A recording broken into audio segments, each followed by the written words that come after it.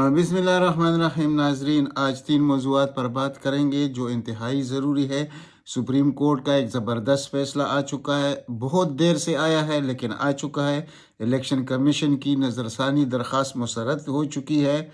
اس کے علاوہ نواز شریف کو آنے سے روک دیا گیا ہے کہ اب بھول جاؤ، آنے کی بات ختم۔ یہ کیا معاملہ ہے؟ اور جو وزراء بھاگ رہے ہیں، زرداری صاحب کے وزراء اور نون لیگ کے وزراء، اس میں کتنی حقیقت ہے؟ اور اس کے علاوہ جو چیف الیکشن کمشنر کس سکنجے میں آ چکے ہیں، یہ آپ کے سامنے رکھتے ہیں۔ سب سے پہلے بات کریں گے سپریم کورٹ کا فیصلہ۔ یہ جو نظر ثانی درخواست داخل کیا گیا تھا، اس کیس میں جب 14 مئی کو سپریم کورٹ نے کہا تھا،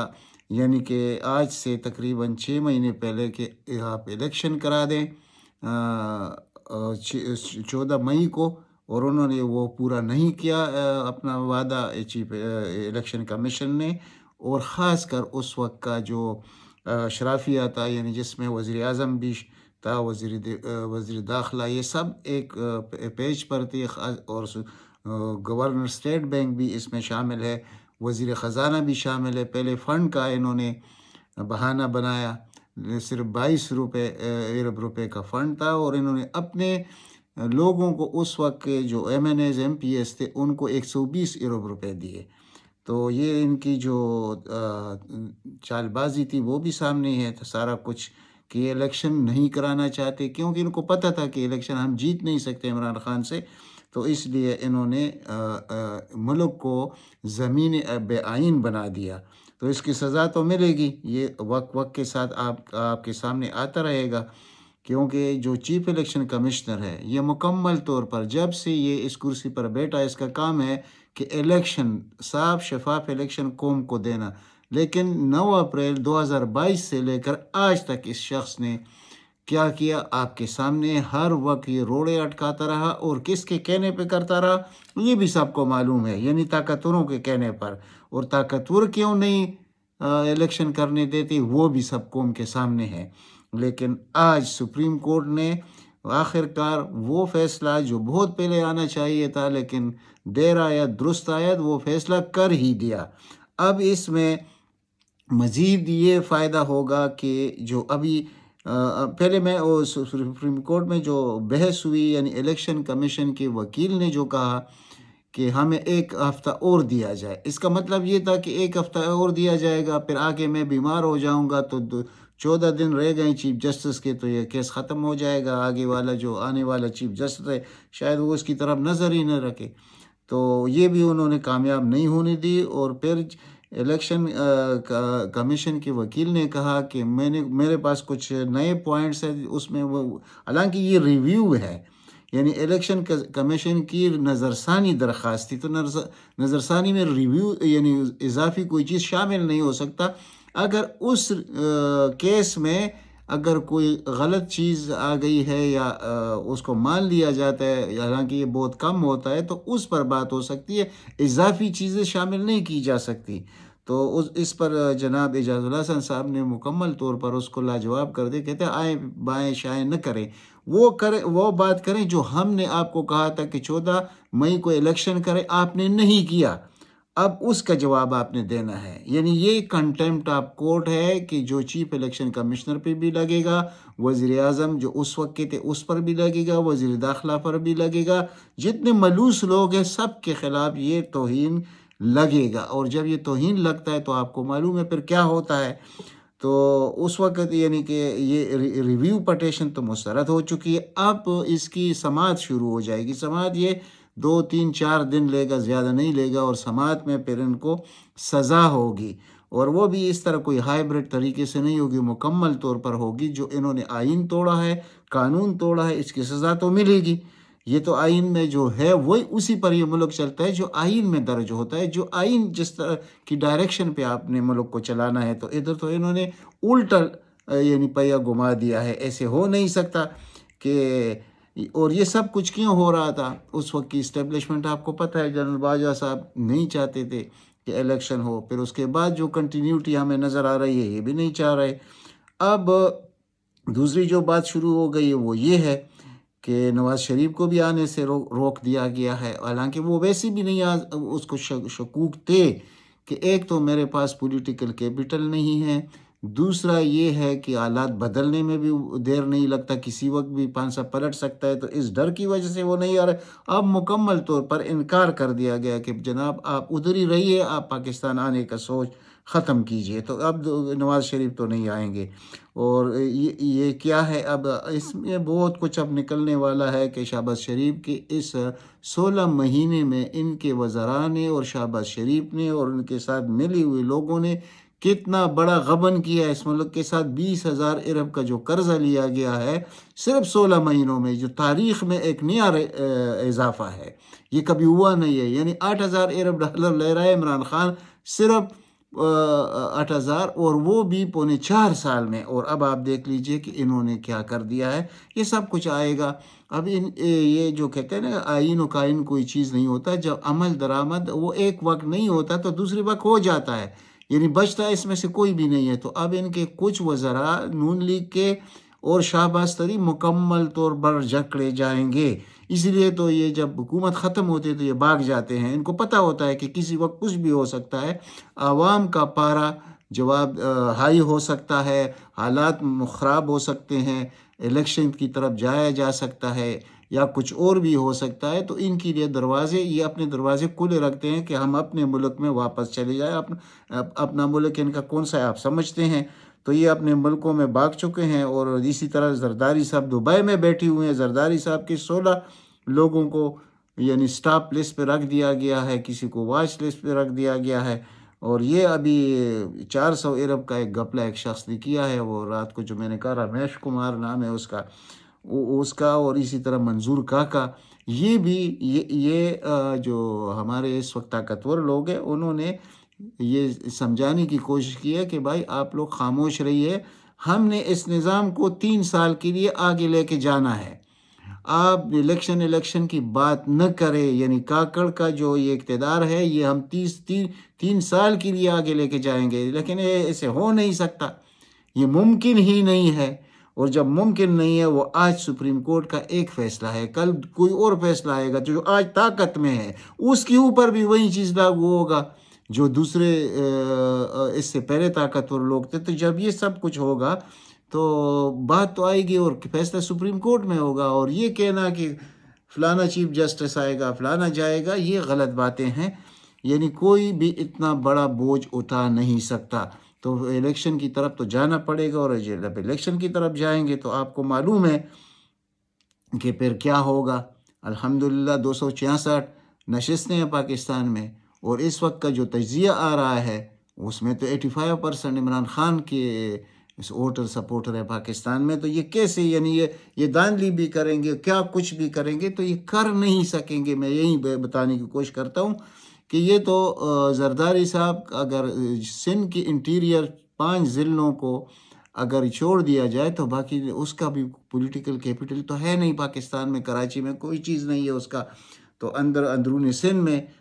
سندھ میں وہ جتنا بھی زور لگائے گا 30-35 سیٹوں سے زیادہ وہ نہیں لے سکتا، اور نواز لیگ پورے پنجاب میں 10 سیٹیں قومی اسمبلی کی نہیں لے سکتا، اور باقی تو پورے پاکستان میں وہ موجود نہیں ہے۔ تو اگر صحیح معنوں میں الیکشن کیا جائے تو 266 میں سے یعنی کہ 240 سے 45 سیٹیں تو عمران خان کے ہیں، اور اس میں جتنا بھی یہ دھاندلی کریں گے تو کتنا کریں گے ایک سیٹ پر، 10,000 15,000 20,000، یہ فرق زمین و آسمان کا ہے۔ تو اب یہ کہنا کہ ہم ان ہائیبرڈ نظام کو 3 سال کے لیے برقرار رکھیں گے، یہ نہیں ہو سکتا۔ یہ بار بار ہم اس باتوں کی طرف اشارہ کرتے ہیں، اور اسی لیے زرداری صاحب دبئی میں بیٹھ گئے ہیں، اور ان کے لوگوں کو ابھی بہت جلد آپ دیکھ لیں گے کہ اس کو پکڑا جائے گا، تو پھر یہ تو بھول جائیں گے الیکشن کو۔ لیکن الیکشن ادھر جس نے دینا جس کی مرضی پر ہے وہ جیل میں بیٹھا ہوا ہے، لیکن جیل میں بیٹھا ہوا شخص بہت مضبوط ہو رہا ہے، حالات کچھ ایسے بن رہے ہیں اس کے حق میں، ایک ملنگ کے حق میں حالات تبدیل ہو رہے ہیں، اور جو اس وقت ہم کو طاقتور نظر آتے ہیں یہ سب کے سب اب ان کے پاس اور کوئی چارہ نہیں ہے کہ عمران خان کے ساتھ بات کریں گے، اور یہ آپ کو نظر بھی آ جائے گا بہت جلدی، کیونکہ حالات قابو سے باہر ہو رہے ہیں۔ اب الیکشن کی طرف جانا پڑے گا، اور جب الیکشن کی طرف جانا پڑے گا اس کو یعنی عمران خان کو ابھی قابو کرنا بہت مشکل ہو جائے گا۔ اور وہ جو چیزیں تھیں پہلے کہ یعنی وہ اس کو تو ابھی خوشی ہے کہ میں جیل کے اندر ہوں، اور اب مجھے اسٹڈی کا بھی موقع مل رہا ہے، مجھے تاریخ دیکھنے کا بھی موقع مل رہا ہے، اسلام کے متعلق جو اس کے نظریات ہے اور جو لگاؤ ہے اس کا، قرآن کا تفسیر پڑھ رہا ہے، تو یہ بڑی باتیں ہیں اس کے لیے۔ اچھی جگہ بری جگہ کوئی وہ نہیں ہے کہ جیل میں وہ تنگ ہوگا یا وہ اے کلاس ہوگا، بی ہوگا، سی ہوگا، یہ چیزیں اس پر اثر نہیں کرتی، اور اسی سے آج ہمارے طاقتور لوگ ڈرے ہوئے ہیں کہ بھائی ہمارا پالا کس شخص کے ساتھ پڑا ہوا ہے، اس کو تو ہم توڑنے میں ناکام ہو چکے ہیں۔ اور اسی لیے نواز شریف کو کہا گیا کہ بھائی ہم اس شخص کے آپ کے ساتھ جو بھی وعدے ہمارے ہوئے تھے وہ وعدے ہم پورے نہیں کر سکتے، ہم عمران خان کو نہیں توڑ سکے۔ آخر لو بلباب یہ ہے، اسی وجہ سے نواز شریف کو وہاں رہنے پر مجبور، یعنی وہ پہلے بھی اس کا دل ادھر ہی لگا رہتا ہے، اور اگر اپنی سیاست بچانے کے لیے جیسے عموماً یہ کرتے ہیں پاکستان میں واپس آتے ہیں، لیکن اب واپسی کے راستے بھی مسدود ہو چکے ہیں۔ اور اس کی جو بیٹی ادھر ہے اس کو بھی آپ دیکھ لیجئے کہ چند دنوں میں یہ بھی چلی جائے گی، یہ پورا خاندان ہی باہر ہوگا، تو یہ پارٹی اور پارٹی کے اندر کیا انتشار ہے وہ بھی لوگوں کو سارا پتہ ہے، اور اس کا گاہے بہ گاہے ہمارے علم میں جو کچھ آتا ہے آپ کے سامنے رکھتے ہیں، تو حقیقت یہی ہے۔ تو یہ جو ابھی پروگرام ہے اسٹیبلشمنٹ کا کہ چھوٹے بونوں کو ابھی سامنے لایا جائے گا، جیسے باپ پارٹی ہوئی، دوسرے کراچی میں ایم کے ایم جیسے پارٹی آئی، چھوٹی چھوٹی ان لوگ بونوں کو بڑا کر کے ہم یعنی زور توڑ دیں گے کس کا، یعنی عمران خان کا، نواز شریف کا اور مولانا کا۔ تو اس میں یعنی کہ یہ دوسری بھی تو بونے بن چکے ہیں، خواہ وہ نواز شریف ہو، فضل الرحمان ہو، دوسرا ہو زرداری ہو، یہ بھی بونے بن چکے ہیں۔ بونے ان کا مطلب ہے چھوٹی جماعتوں کو بڑا کر کے اور طاقتور بنا کر، اور اس کو ہمیشہ کے لیے اپنے تابع رکھیں گے، تو یہ فارمولہ ان کا ناکام ہو چکا ہے۔ اب بڑا ایک ہی یعنی سیاسی لحاظ سے پاکستان میں وہ ہے عمران خان۔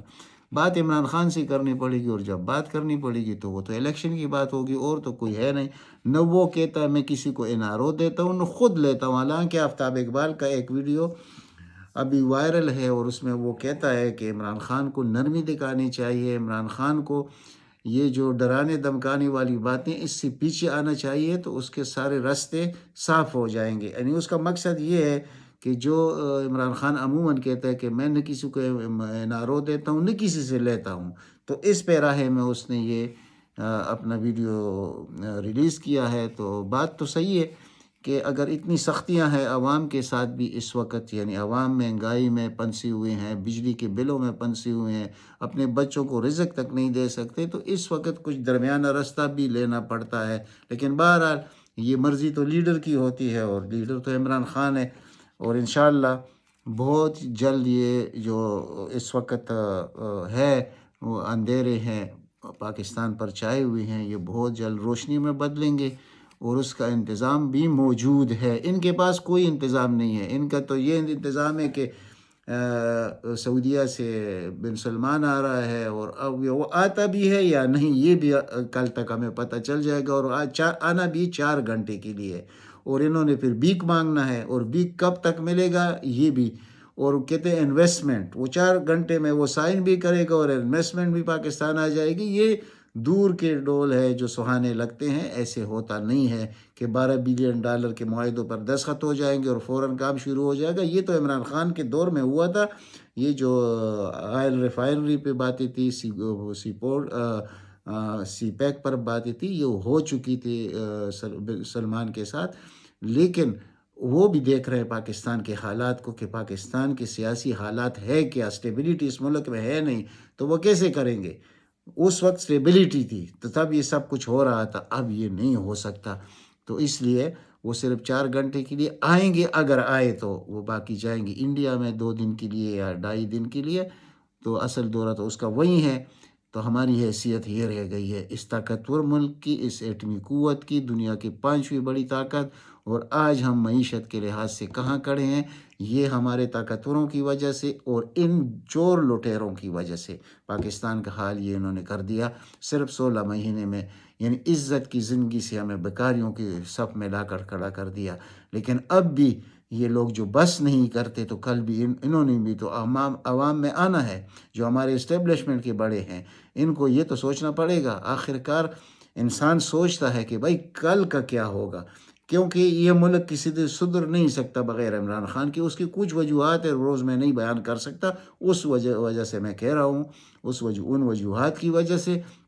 ان کے ہاتھوں سے ریت خود پھسل رہی ہے۔ اور جب یہ وقت گزر جائے گا پھر ان کو ہوش آئے گا، جب ملک بھی تباہ ہوگا، یعنی معیشت بھی تباہ ہوگی، عوام بھی تباہ ہوں گے، تو اس وقت ان کو خیال آئے گا کہ ہم نے غلط کیا۔ آج اپنی غلطی